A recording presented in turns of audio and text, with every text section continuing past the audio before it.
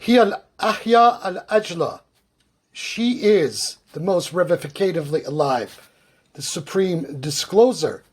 So in the name of the supreme goddess, Allah, not Hua, but Hiya. Not he, but she. Now, in this podcast, I want to talk about some insights I have been having regarding the nature of the name Baphomet. Now, this has been a sore point in the history of Western esotericism for pretty much the last 600 years. It was the basis upon which the Roman Catholic Church basically purged the order of the Knights Templar out of their ranks and unleashed a centuries-long persecution that then led to a reaction later on in the form of Freemasonry and the sort of underground protracted war between the Roman Catholic Church and the Freemasons that led to the French revolutions and arguably the American Revolution and whatnot. And so this name, Baphomet, and the back and forth accusations that have been flying for that time has been a centerpiece of the conflict, the subterranean occult conflict and the occult war, as it were, between church and lodge. Now, I've not read this in any of the books, and I've looked for years to try to see what, if anything, the occultists and esotericists, whether of this time or of a previous time, really intended by understanding of what this is, what Baphomet actually means. The church, as I said, originated the accusation that Baphomet represents Satan or the devil. However, this couldn't be further from the truth unless, we go with the patriarchal bias of the church that makes the divine feminine a satanic force. Well, I don't believe in that. So, basically the bias of the church can be dismissed.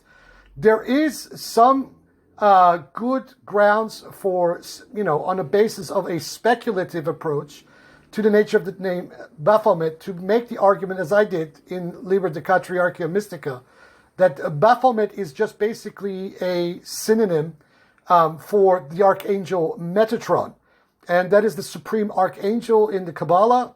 Metatron represents the supreme manifestation of the Shekinah. And that supreme manifestation means that it is the archangel, the supreme archangel that emerges out of the first sphere of Keter, the crown. And we have two Shekinahs inside the tree of life. One is at the very top of the tree, which is the supreme manifestation of the Shekinah, the Metatron. And then we have also a Shekinah at the bottom in the realm of the Malkuth. And Metatron, the archangel Metatron, also epiphanizes in that sphere, which is the material world. Now, I have approached this issue from the point of view of letterism, the science of the letters, both from the point of view of Hebrew Gematria, as well as the Arabic science of the letters, the Abjad or the Jaf. Now, when we take the name of Baphomet, which has 5 letters in the Hebrew, and if you transpose it to Arabic, it also has 5 letters. We have the letter Bet, the Fa, the Vav, the Mem, and the Tau, or the Tav, which in Arabic would be the Ba, the Fa, the Waw, the Mim, and the Ta. And the numerical value of this name, this 5-lettered name, is 528. 528 in Arabic as well as Hebrew is the exact numerical value of the word Mufatteh or Mafteh in Hebrew, which means the unlocker of locks, or the one that unlocks the doors, right? Mufatteh. So Mim Fa Ta Ha is is what accords with the number 528, and 528 is the numerical value of Baphomet, whether spelt in Hebrew or Arabic. Now, the way I have approached this issue is to take these letters, each of these individual letters that spell Baphomet, and apply these letters to the cards of the major arcana of the tarot. And then what we do is we basically follow these 5 letters in the trajectory of the pentagram, so that each of these letters then represent each of the 5 outer perspectives of the pentagram. So at the very top perspective of the pentagram, we have the card of the Magus. On the right hand perspective, we have the Tower. On the left hand perspective, we have the Hierophant. At the bottom, at the very right hand bottom, we have the Hanged Man, card of the Hanged Man. And then on the left hand, we have the card of the universe. So, Bet represents the Magus in the tarot.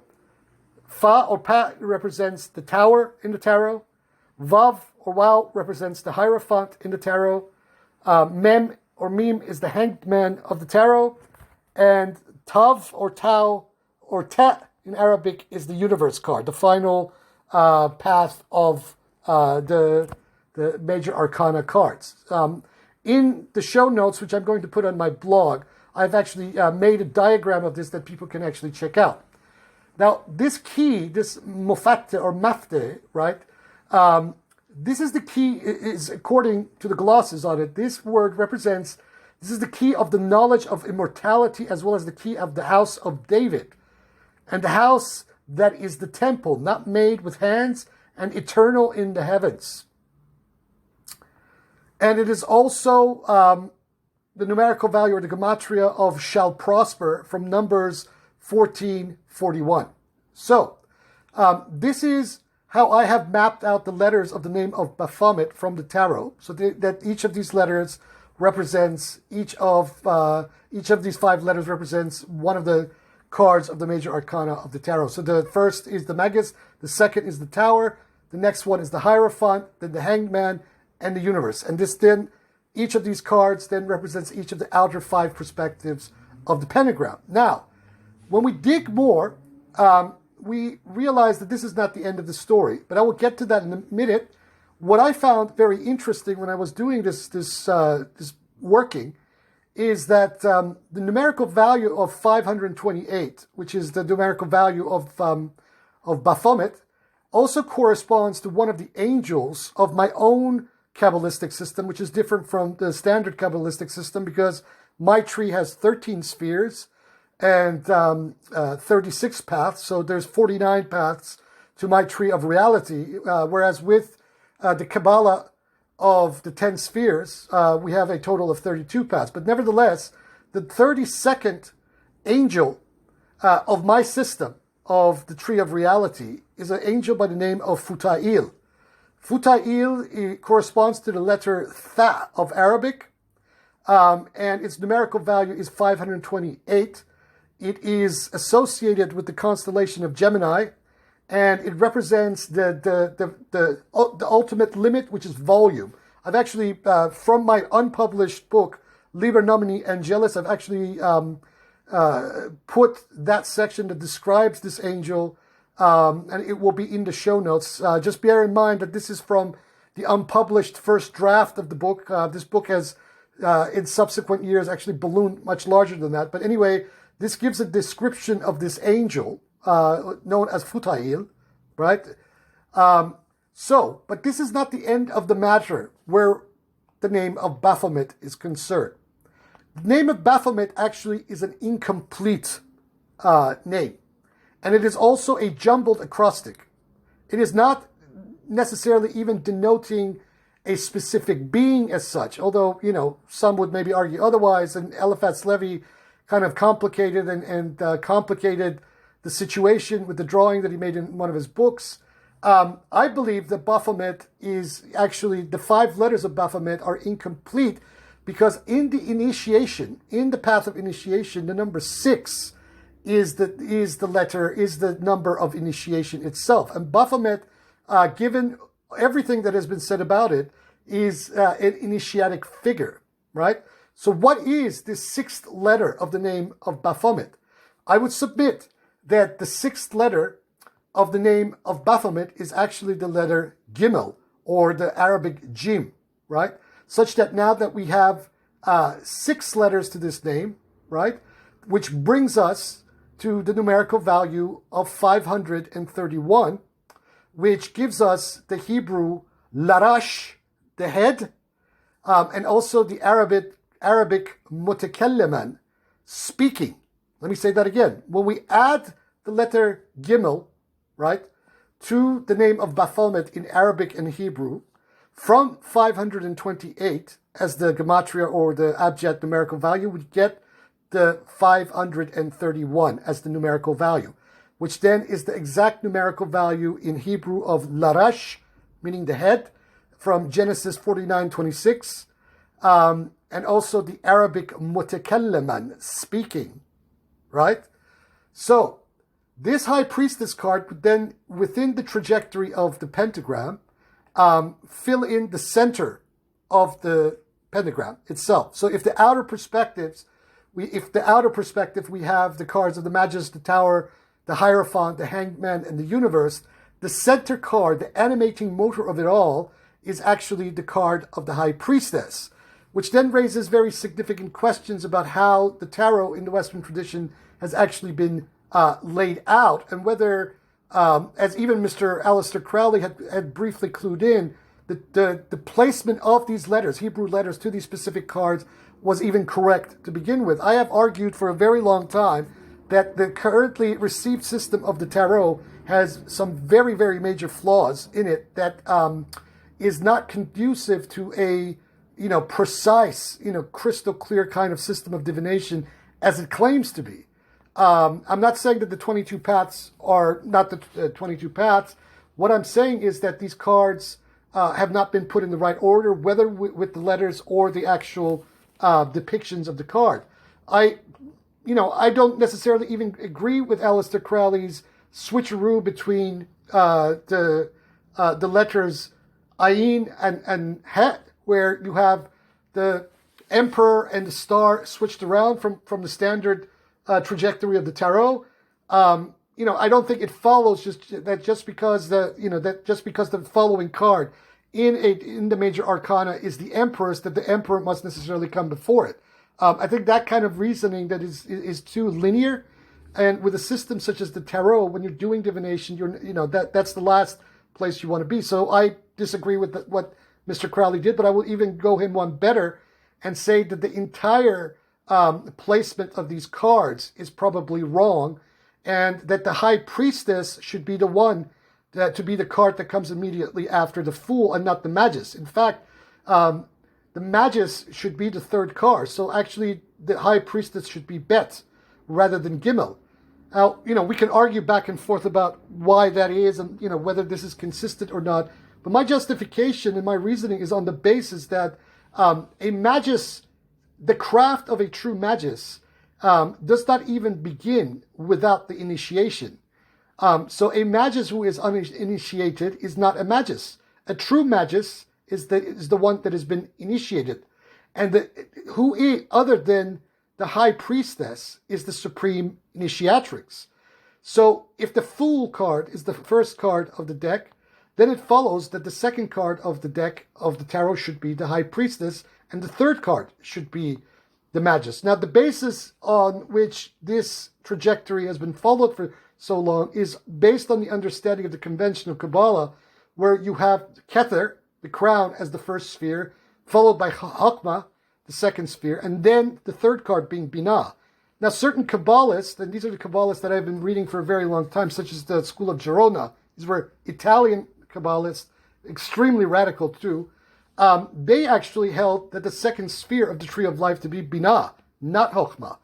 And I actually follow their perspective, and I recognize that they are onto something. And the reasoning is that if the supreme manifestation of the Shekinah is in Kether, then it follows that the next manifestation from that sphere should also be a feminine one, not a masculine one. So I agree with them that actually the second sphere of the Sephirotic Tree of Life is not Kether. It's actually the third. The Chokhmah is the third. The first sphere is Kether, the second sphere is Binah, and the third sphere, the first sphere is Kether, the second is Binah, the third is Chokhmah. So, based on that, the High Priestess occupies the center within the pentagram. So now we have this trajectory of the cards as follows. The trajectory of the cards is on the right-hand side of the pentagram. We have the card of the Magus. On the right-hand side, we have the Tower. On the left-hand side, we have the Hierophant.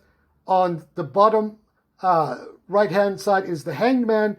And on the left is the Universe. And in the center of all of this, the motor of it all, is the High Priestess.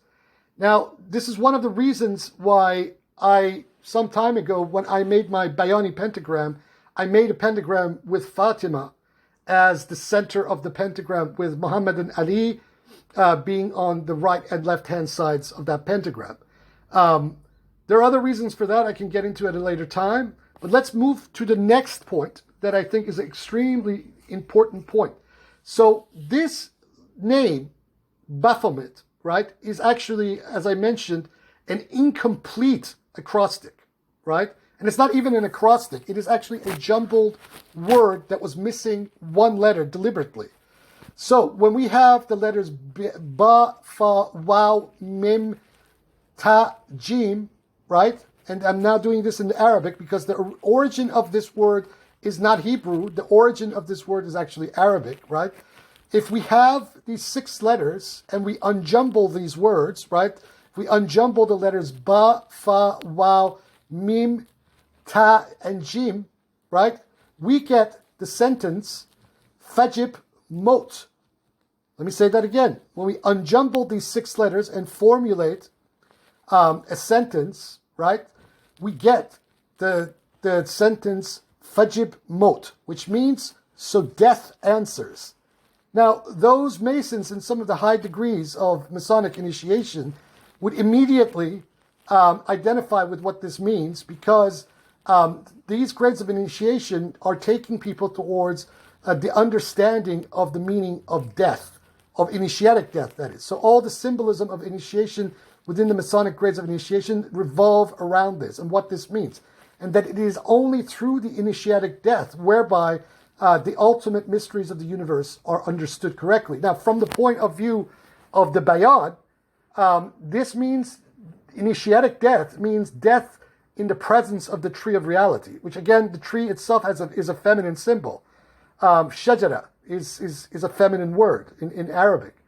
So, and obviously tree is one of the oldest symbolisms for the goddess, the supreme goddess of the universe. So that is where this is all going, right? So what we're dealing with is the death of the novice or the acolyte or the initiate in the presence of the tree of reality, and they're being reborn, regenerated, and experiencing the palingenesis as a result of that initiatic death. Now, this numerical value of this word, right, of 531, is very interesting because it is 1 unit short from the word in Hebrew Aben Ha-Da'at. Let me say that again. It's 1 unit short from the Hebrew word Aben Ha-Da'at, which means the stone of knowledge, which denotes nothing less than the philosopher's stone. And that has a numerical value of 532. The Gematria of 532 for Aben Ha-Da'at. So there you have it. This is how I have resolved the mystery of the name of Baphomet. Baphomet had nothing to do with the devil. Baphomet had nothing to do with any entity at all, because it was an incompleted word. And because, through time, as what this represented was transmitted without being written down, it was very easy to lose that information. It's particularly when the Roman and Catholic Church began its persecution of these Templars in all earnest. So what this name of Baphomet has always denoted, in my opinion, as of resolving this through the science of the letters, is the initiatic death, the process of the initiatic death. So yes, indeed, the Templars worshipped Baphomet, but what they worshipped was the initiatic death in the presence of God, or the spirit, or the supreme goddess. This is what they were actually worshipping. They were not worshipping the devil. They were worshipping Fana, or the state in which the Sufis lose all consciousness and merge into the universe, into the embrace of God as the merciful, the Rahman Ar-Rahim, which is a completely feminine attribute. And because many of these Templars were not just dealing with Sufis, but they were also dealing with Ismailis, the Ismailis, and particularly those Nizari Ismailis of that period, looked upon Fatima, the symbolism of Fatima, as Fatima Fater, Fatima the creatrix. Corban has had a lot to say about this particularly one of the chapters of his book, Cyclical Time and Ismaili Gnosis. And people should go back and read those paragraphs in the relevant essays where Henry Corbin actually touches on this.